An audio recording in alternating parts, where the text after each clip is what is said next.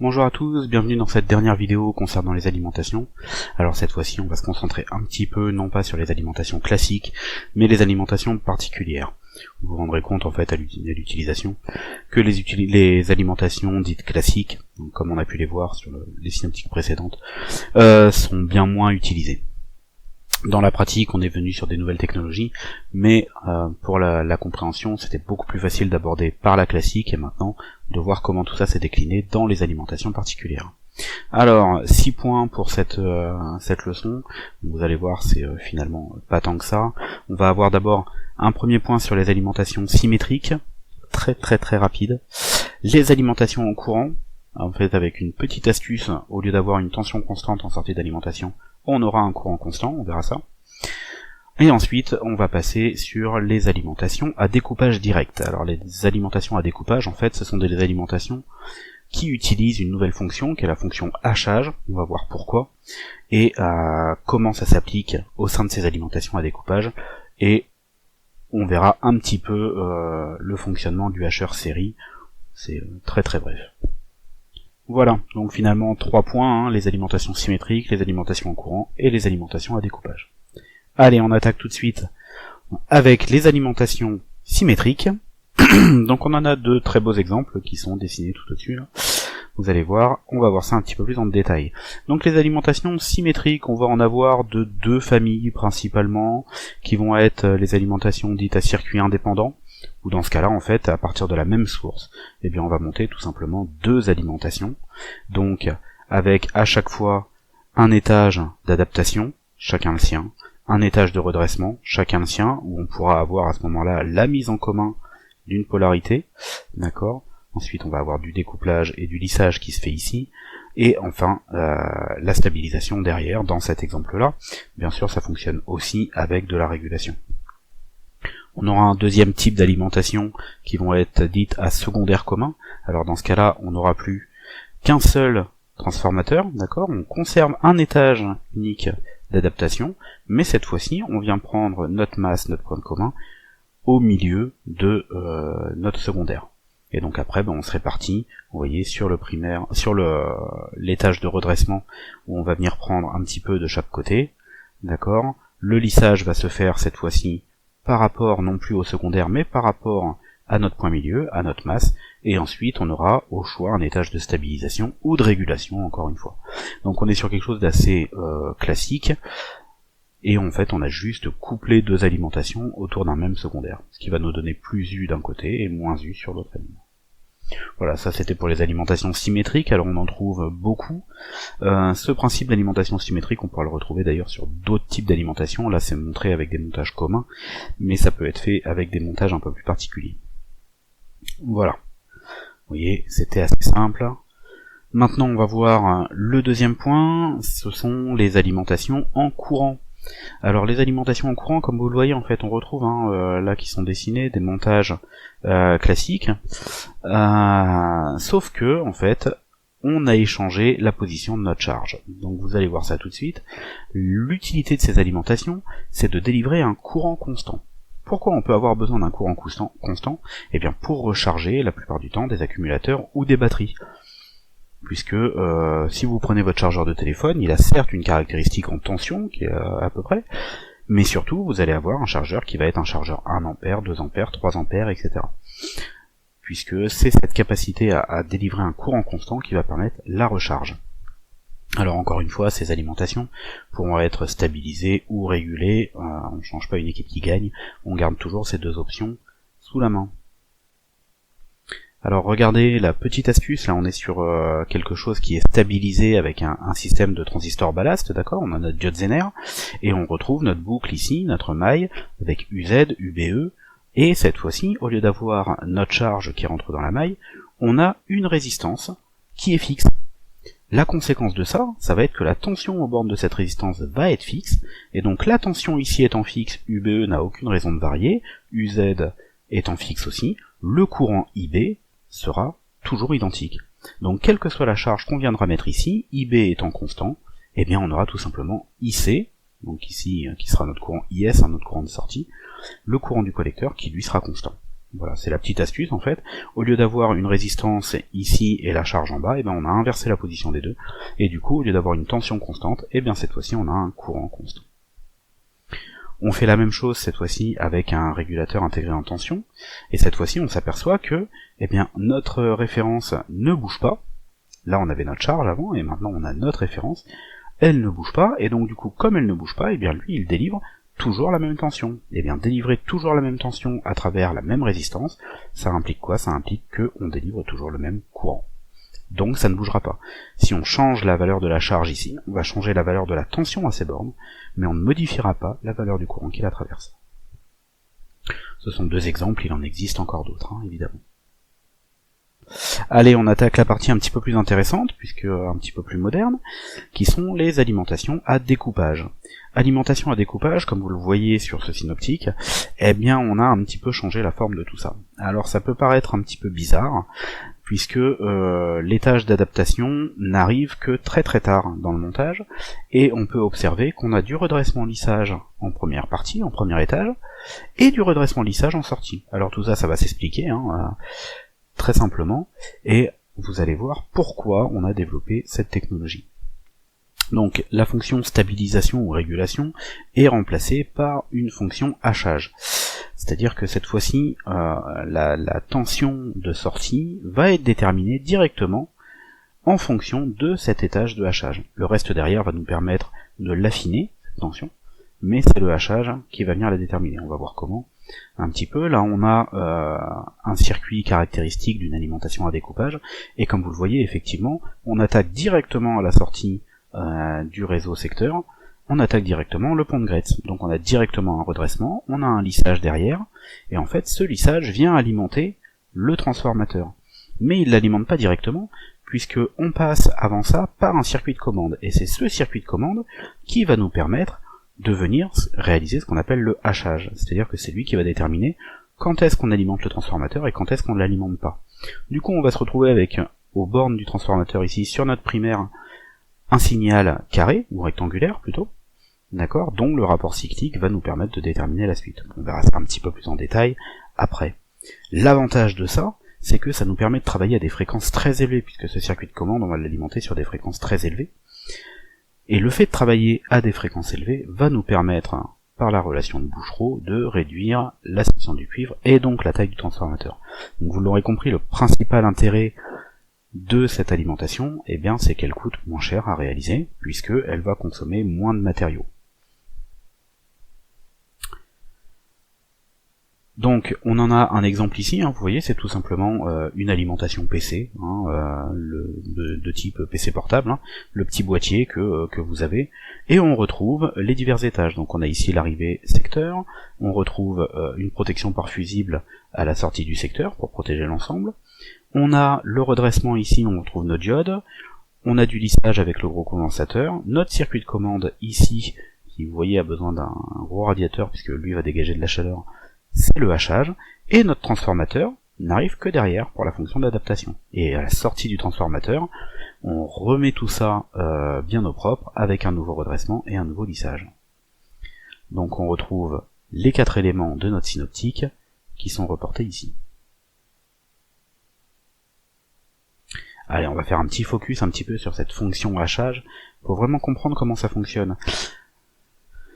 Donc, à l'entrée de ce hachage, on a une tension continue constante, c'est-à-dire qu'on sort de quelque chose de redressé, lissé, et on arrive sur le hachage.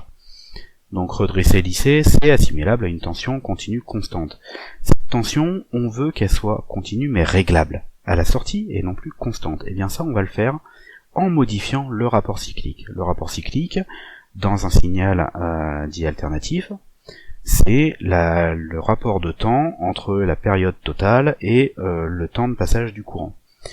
Donc, en fait, c'est ce qu'on va retrouver dans le hachage, mais si on regarde que l'entrée et la sortie de cette boîte, eh bien on a ici, effectivement, en entrée, une tension constante, et en fait, le hachage, lui, ce qu'il va nous délivrer, eh bien, il va laisser passer à un certain moment, et il va couper à d'autres, et il va laisser passer à un autre, et il va recouper, etc. Eh bien ça va être assimilable à un U moyen. Alors c'est pour ça, vous voyez, la forme de ce signal de sortie, on est obligé derrière de créer un redressement et en fait de refaire un lissage, d'accord, pour venir combler un petit peu la vague, tout ça, et donc se retrouver le plus proche possible de notre U moyen. On est à des fréquences très très élevées, on va donc avoir un lissage qui va être très très propre. On n'aura pas besoin de stabilisation ou de régulation derrière. Ce fameux rapport cyclique, donc en fait c'est le rapport entre le temps de conduction, T1 ici, donc le temps de conduction c'est le temps pendant lequel notre commande de hachage va laisser passer le courant jusqu'au transformateur, divisé par la période totale du signal. Donc ça nous donne ce rapport-ci, alpha, le rapport cyclique, est égal à T1 sur T, et donc on voit bien, forcément, que plus T1 va être grand par rapport à T, plus on aura une tension moyenne qui va être grande. On verra ça un petit peu plus à la suite. Donc comment ça fonctionne? Eh bien en fait on utilise ce qu'on appelle un interrupteur électronique unidirectionnel qui est commandé à l'ouverture et à la fermeture. Alors en fonction de ce qu'on va vouloir, eh bien on va venir commander, comme un transistor en commutation si vous voulez, on va venir commander le passage du courant vers le transformateur. Et donc, voilà, comme je vous disais, soit on utilise un transistor qu'on va mettre en commutation, et donc la commande va arriver sur la base, et entre le collecteur et l'émetteur, on va venir délivrer la tension, enfin le courant vers le transformateur, ou bien on peut utiliser ce qu'on appelle un thyristor, c'est-à-dire une diode commandée par une électrode appelée gâchette, et une gâchette qui sert à l'ouverture et à la fermeture. Donc en fait, un thyristor c'est quoi? Eh ben c'est une diode à 3 pattes, dont une patte sert de commande. Ouais, on est sur quelque chose d'assez proche quand même du transistor. En fait, c'est la fabrication, la conception interne qui est différente. Mais on retrouve toujours cette notion d'avoir une tension continue en entrée et de chercher par une commande à la faire varier dans le temps, à en prendre une partie et à ne rien prendre la fois d'après. Donc vous voyez que pendant tout ce temps-là, on ne consomme pas d'énergie. On est donc sur quelque chose d'assez rentable. Là où, si on avait notre étage d'adaptation en début de chaîne, comme on a sur une alimentation classique, eh bien on consomme de l'énergie en permanence.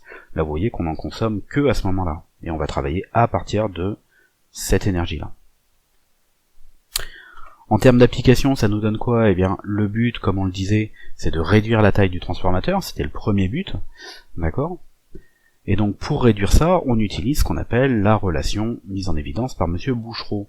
Monsieur Bouchereau, il a dit quoi? Il a dit que la surface d'un conducteur était égale à la valeur efficace de la tension qu'on voulait faire circuler à travers, divisé par le produit de 4,44, c'est une constante, multiplié par n, qui va être le nombre de spires de notre transformateur ici, de notre étage, multiplié par Bn, qui est l'inductance que cela représente, multiplié par la fréquence. Alors ça fait beaucoup d'éléments, etc.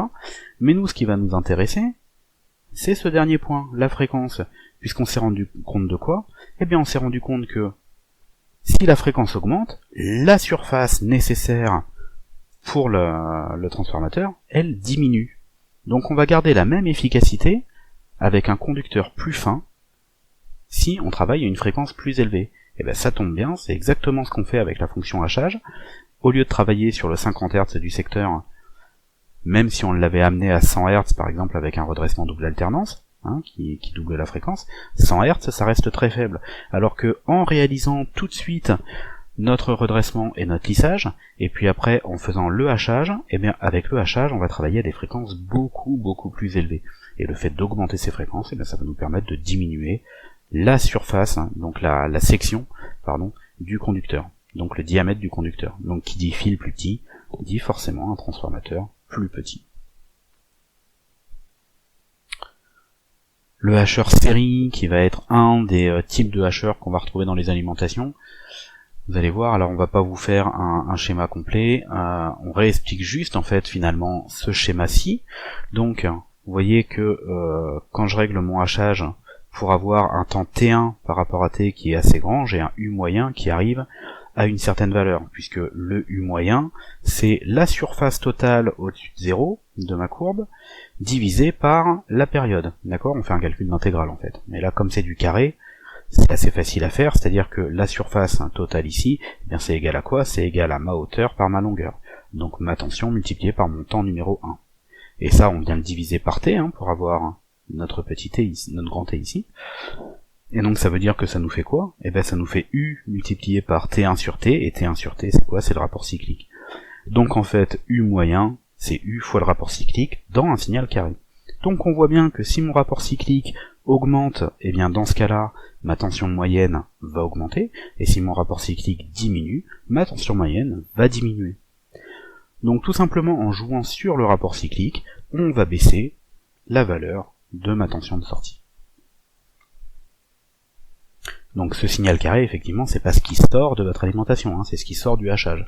On est bien d'accord? C'est que derrière, on va passer par un étage de redressement, qui va nous faire disparaître un petit peu tout ça, et par un étage de lissage aussi, qui va faire que on va avoir le condensateur qui va se charger, là, et qui va se décharger, et se recharger, et se décharger.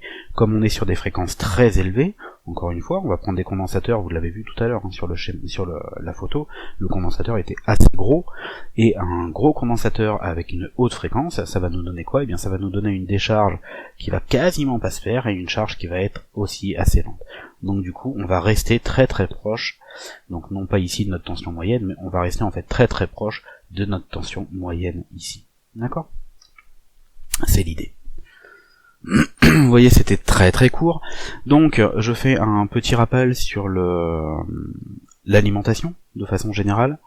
Donc, l'alimentation nous dit quoi? Nous dit qu'on commence avec les alimentations classiques, c'est-à-dire que on a notre arrivée secteur, un étage d'adaptation, puis on fait le redressement avec les diodes, puis on fait le lissage avec du condensateur, et enfin on va choisir soit une stabilisation par diode Zener, soit une régulation par AOP ou par RIT. Et on refait les alimentations particulières, donc ici, surtout celle qui nous intéresse, c'est l'alimentation à découpage, où là cette fois-ci, notre étage d'adaptation, eh bien on l'envoie quasiment à la fin, on va travailler à haute tension, on va rester sur notre 220 de départ, qu'on va tout de suite redresser et lisser, pour avoir une tension continue autour de 220, et ensuite on va repartir avec directement un étage de hachage qui va venir nous couper cette partie continue, et c'est cette partie coupée qui va arriver dans l'étage d'adaptation qu'on va de nouveau redresser lisser pour avoir une tension continue constante. Une tension qu'on aura pu régler en sélectionnant le rapport cyclique correspondant sur l'étage de hachage. On retrouve le schéma d'une alimentation typique à découpage, où on retrouve ici une tension continue constante en sortie de mon premier lissage. Comme je le disais, le réglage du rapport cyclique se fait à travers ce circuit de commande, qui vient ici, on a un thyristor qui va venir laisser passer le courant dans le transformateur ou pas, et ensuite on arrive donc à une tension continue réglable en sortie. Voilà, j'espère que cette heure a pas été trop indigeste, c'est beaucoup d'informations, on n'est pas rentré dans les détails techniques, on n'a pas utilisé de formule, et on n'a pas vraiment analysé les schémas. Néanmoins, ça vous permet de voir qu'il existe autre chose que les alimentations classiques. Si vous avez compris le fonctionnement de ces alimentations-là, eh bien normalement ça devrait pas vous poser de problème de travailler sur des alimentations symétriques ou des alimentations en courant. De même que les alimentations à découpage, on en comprend mieux le synoptique. Si vraiment vous vouliez aller plus loin, je vous invite à creuser un peu la documentation qui est à votre disposition. Sur ce, je vous souhaite de très bonnes révisions, on en a terminé pour la partie alimentation, et je vous dis à la prochaine matière.